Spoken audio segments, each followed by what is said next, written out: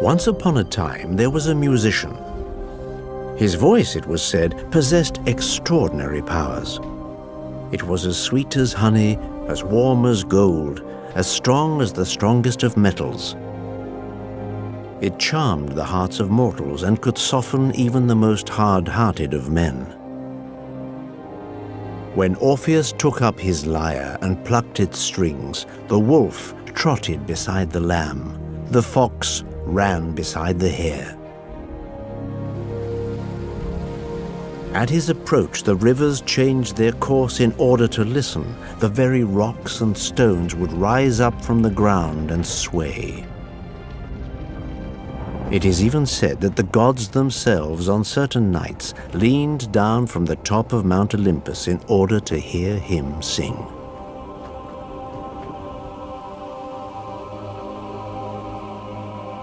Orpheus, however, was not quite a god.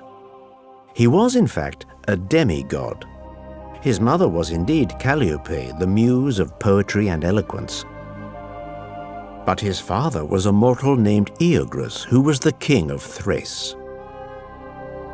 When Orpheus was born, Apollo, the god of light and the protector of poets, laid a lyre at the foot of his crib. Not just any lyre, a magic lyre with special powers, outfitted with 9 strings, 9 in honor of the 9 muses.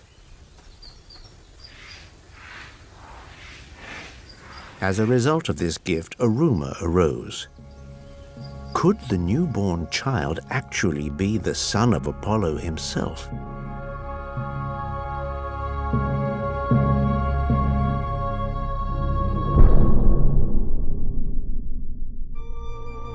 Orpheus grew up surrounded by the muses. Together they took the young boy under their wing and taught him to play music, to write, to compose, and to sing. Orpheus learned quickly. As a child, he was already making the trees of the primeval forests dance to his tunes. The ancient oaks of Greece have never forgotten them. Some have remained frozen forever in the pause of their last dance. His irresistible songs celebrated the creation of the world, the origin of the gods and of the people. They lured humanity away from its animal nature and led it towards a gentler, more civilized life. As Orpheus grew up, his talent too continued to grow.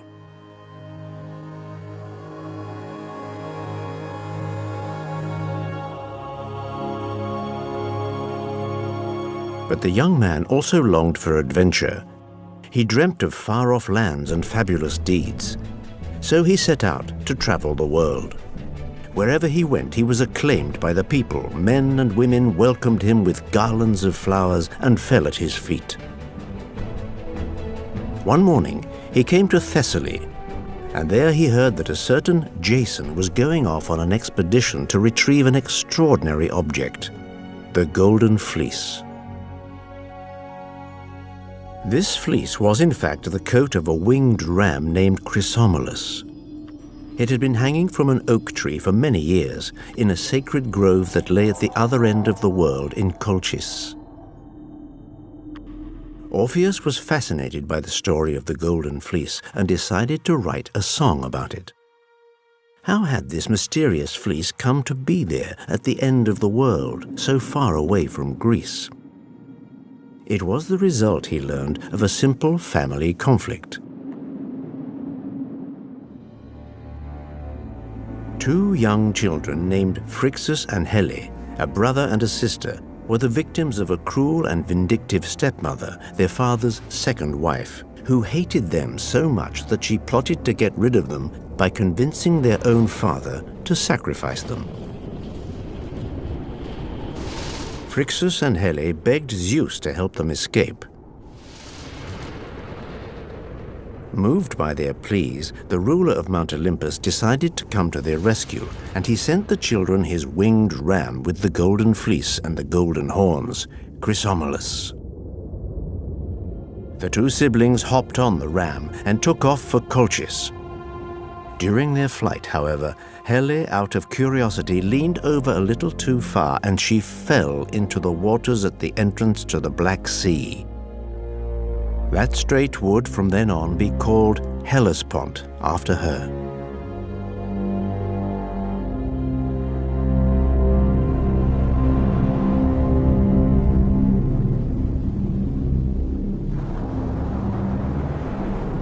When he finally arrived in Colchis, Phrixus sacrificed the ram in honor of Zeus, and then hung its golden fleece from a sacred oak. It would not have been a difficult task to take that fleece down from the tree, but the king who ruled over the land had assigned a fearsome dragon to guard it. This terrible fire-breathing beast burnt to a crisp anyone who tried to approach it. Jason, however, was not daunted by dragons or any other kind of fiendish creatures. He was 20 years old, and at that age young men are fearless. Nothing could stop him from going after the legendary fleece. There was a kingdom at stake, and it wasn't just any kingdom, it was his own. If he brought back the golden fleece, he would win the throne. Jason knew that everyone who had undertaken the quest had perished. It was a perilous journey, full of dangers. Orpheus, who was aware of the risks, offered his services to Jason. At first, Jason was reluctant. What use would a musician, or even worse, a poet, be to him? What he needed was a soldier or an experienced navigator. Orpheus insisted. His lyre, he explained, a gift from the god Apollo, would support the efforts of the rowers, and his poems would lift the spirits of his companions in their moments of despair. Jason agreed to take him on. Now all they needed was a boat. It would be the Argo, named for the man who built it, Argus, an enormous vessel.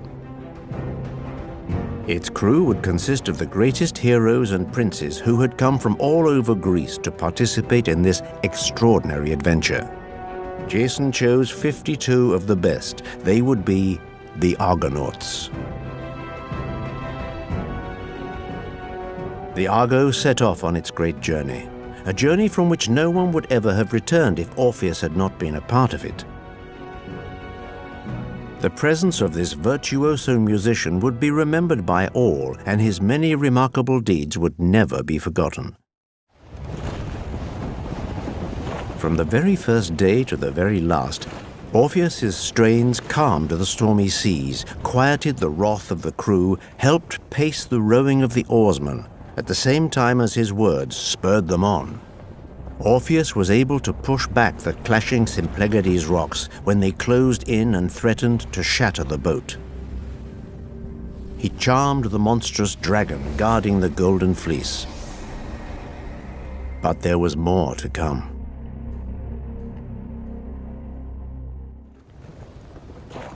The Argonauts were on their way back.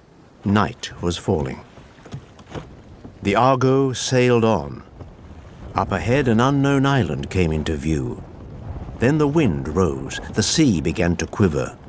Suddenly, a group of beautiful, exquisite young maidens emerged from the water. They swam languorously around the boat, and then they began to sing. A strange song. It was like a slow, mournful chant.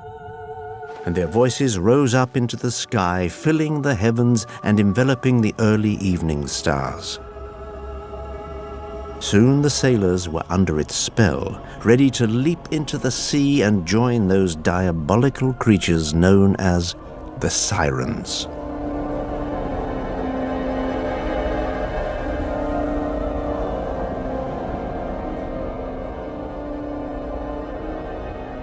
Although lovely and alluring in appearance, the Sirens were actually malevolent beings. Half woman, half fish, they were fated to live only as long as their singing had the power to keep mortals from continuing their way.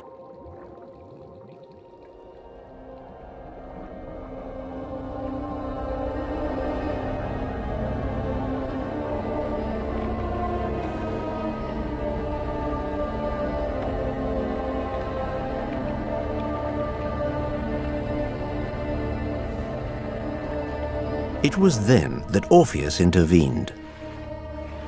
Grabbing his lyre, he too began to sing, and his singing was so beautiful and so pure that it drowned out the songs of the sirens. The sirens were stunned. They fell silent and then disappeared. The Argo was saved.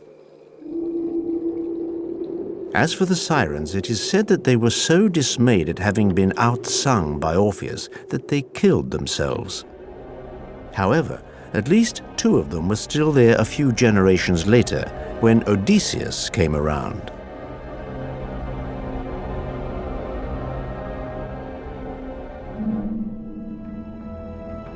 The epic quest for the Golden Fleece was over, but Orpheus pursued his wanderings.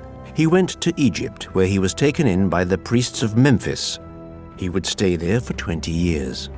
While in Egypt, Orpheus was initiated into rites that were new to him. He dedicated himself to the new deities, but did not reject the Olympian gods.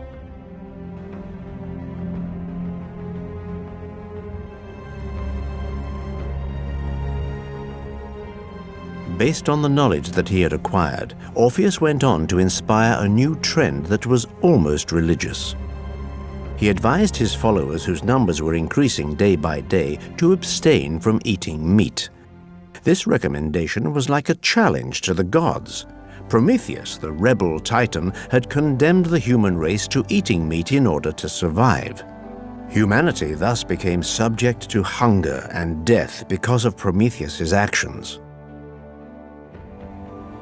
By refusing to eat dead animals, Orpheus was undoing that process, and at the same time undermining the entire politico-religious system established by Zeus and Prometheus.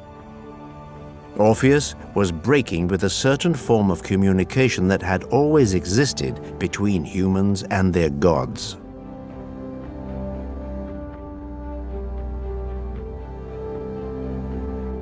However, it was on meeting the lovely Eurydice that Orpheus would step onto the razor edge of fate. One morning, Orpheus was walking along the fringe of a wood. The sun was shining brightly. The sky was a dazzling blue. And there she was, Eurydice.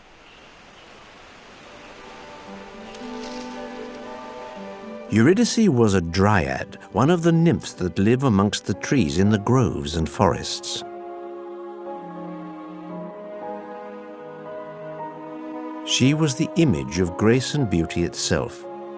For Orpheus, who until then had showed relatively little interest in the charms of the female sex, it was love at first sight.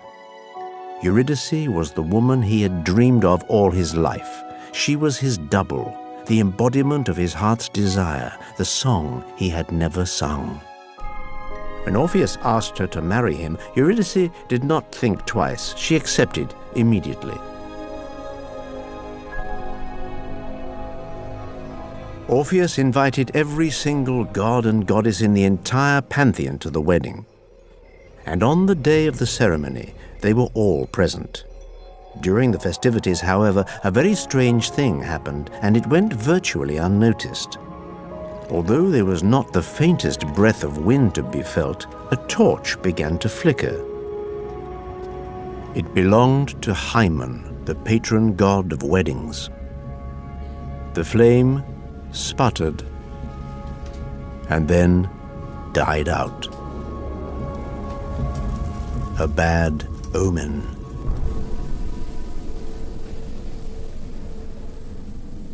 Many months went by. Orpheus and Eurydice were happy. Their love grew deeper. Until that day when the terrible event occurred. Orpheus was sitting in the shade of a large oak tree composing a poem. In a nearby meadow, the nymphs were dancing. Everyone was in a joyful, carefree mood. Hearing the gurgling of a stream, Eurydice wandered off. A little while later, she came upon a forest speckled with sunlight. Then she lay down among the anemone flowers. She had just fallen asleep when a young shepherd came by. His name was Aristeus. He was dazzled by the beauty of the young woman. He took a few steps and leaned over to get a better look at her. When he tried to embrace her, Eurydice woke up and screamed. She jumped up, panic-stricken, and fled across the fields. Eurydice was frantic, and in her haste to get away, she did not see the snake crawling across her path. In a flash, the viper leapt up and bit her in the ankle. She staggered and collapsed in the tall grass. When Orpheus found her, Eurydice was already dead.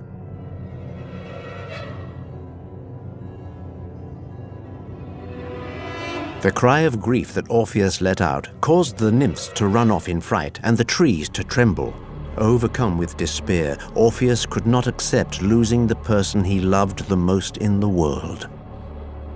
Since death had taken Eurydice from him, he would snatch her back from death. He would dare to do what no mortal had ever done before. He would go down to the underworld, a realm from which no one had ever returned.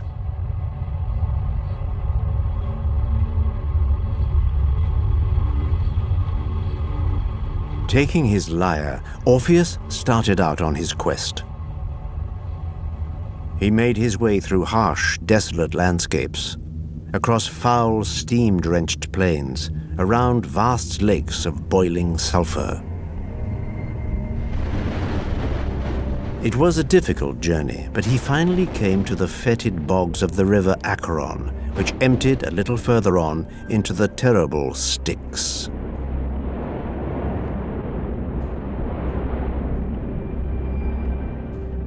There, in the darkness, Orpheus saw old Charon coming toward him on his raft. Orpheus took out his lyre and sang, first in front of the stern ferryman of the Styx, and then in front of Cerberus, the three-headed dog who guarded the entrance to the underworld. His music was so beautiful, so perfect, so moving, that it charmed both Charon and Cerberus, who agreed to let him in. Orpheus descended even further into the land of the dead.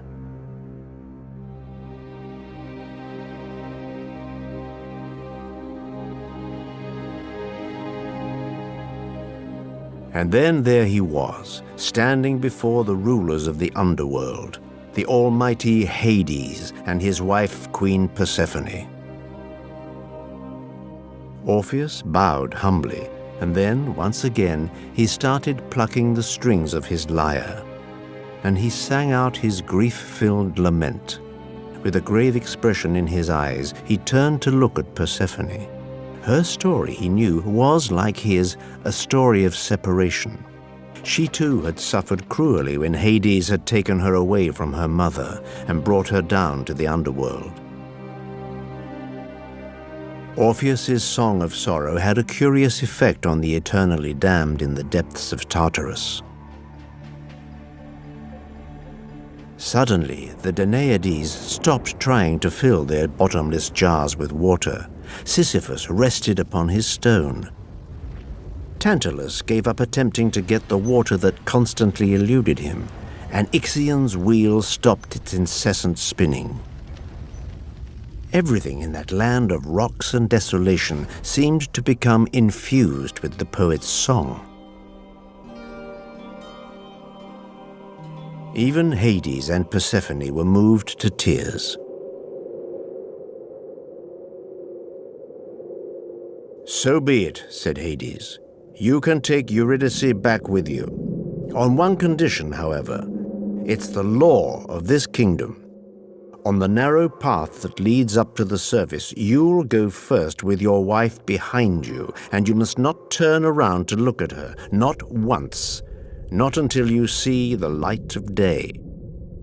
Orpheus was overjoyed, and he agreed.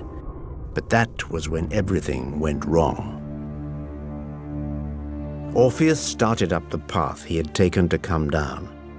He walked ahead. A few steps behind him came Eurydice. He walked and did not turn around. They made their way through the unbroken silence, Orpheus in front, Eurydice following. They climbed up the steep, rock-strewn path. They jumped over gaping chasms. Surrounded by thick mists, they hugged the curves of terrifying precipices. They had almost reached the light. A few more steps and they would soon be seeing the first rays of the sun.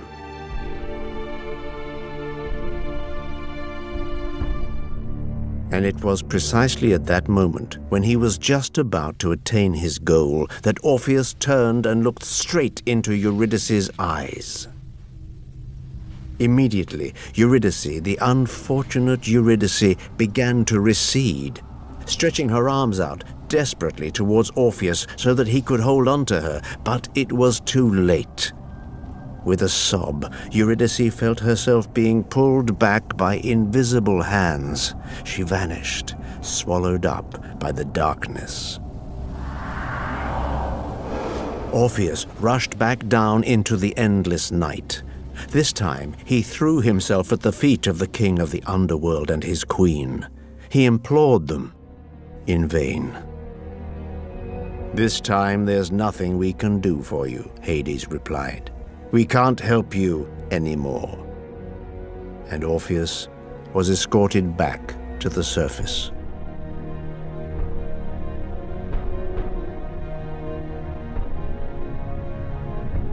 What could have possibly tempted Orpheus to give in and looked back at Eurydice? Why did he do it? No one has ever been able to answer that question, but it attests to a problem that mortals sometimes encounter. Just when it seems like success is at hand, when the toughest part is behind us and all that is left is a little obstacle, trivial and insignificant, to be overcome, that is when we are tempted to lose our mind and undo everything we have done. Orpheus thus represents all of our missed opportunities, the loves, the friendships that we let slip through our fingers.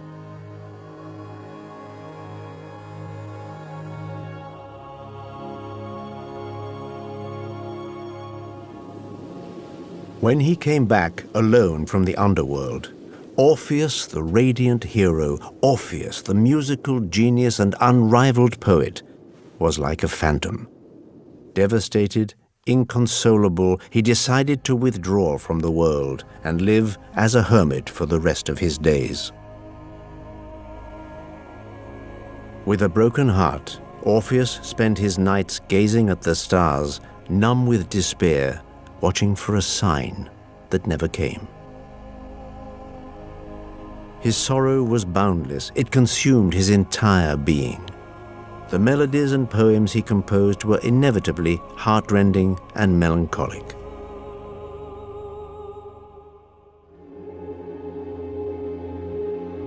One day, Orpheus refused to sing and dance with a group of Maenads, the wild female devotees of Dionysus, who became possessed during the god's orgiastic processions. Deciding they'd had enough of his lamentations and self-imposed solitude, the frenzied Dionysian worshippers tore the poet to pieces, and in their drunken rage the Maenads cut off his head and threw it into the great river. And then, something extraordinary happened.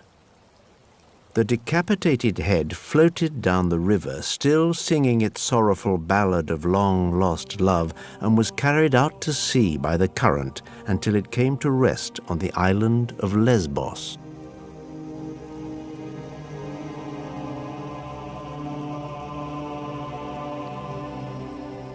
When they heard of Orpheus's death, the animals in the woods began to weep.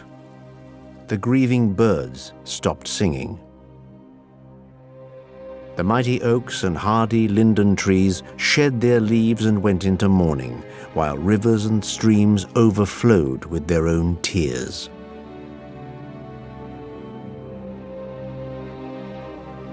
The Muses, who had remained faithful to Orpheus, gathered up the pieces of his body and buried them at the foot of Mount Olympus. They gave the poet's lyre to Zeus.